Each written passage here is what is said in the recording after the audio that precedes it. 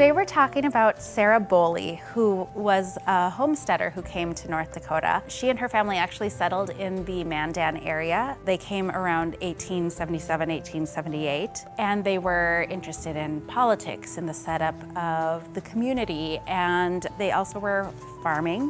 What's especially exciting is that we have journals that Sarah Boley kept. So she wrote basically 1877 to 1918. Not all of the entries are especially descriptive, but they really detail a lot of the general day-to-day goings-on. Going through these entries is fascinating because you're just following along with her as she's living her life. So there's also a number of articles from the Bismarck Tribune and other newspapers talking about things like the levels of the Missouri River and the weather. So it just kind of shows a little bit of the person she was, what was very important to her, and what was important in the community.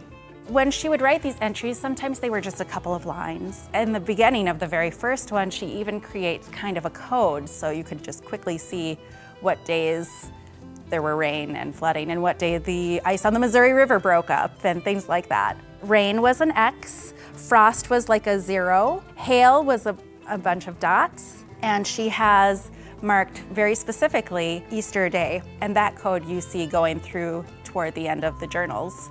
She refers to her family a lot by their initials. AB is Alphonse or Alfonso Boley, EB is Elijah, her husband.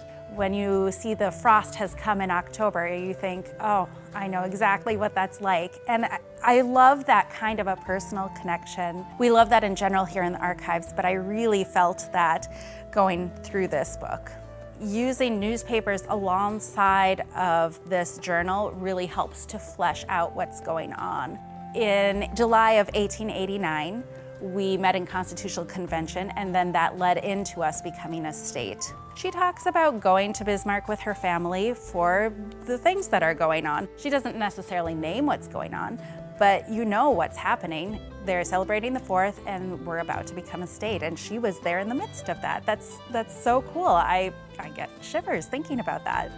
In April of 1914, after her husband had passed away, she, her son, and her daughter were taking care of the farm, and their horses were stolen. That's reported in the newspaper. And something like horse theft is definitely something that's going to affect other communities as well and be of interest to other people. So you can kind of follow along with that in the newspaper as well. Because she was an early settler, she ended up being in some of the collections that were capturing that early settler history, such as the North Dakota Federation of Women's Clubs. They did a Pioneer Mother project, and they caught her biography as well as that of her daughter-in-law. Because of that, we have a couple of photos, we have some general information all compiled together that details a little bit beyond the years that she was keeping these diaries, these journals.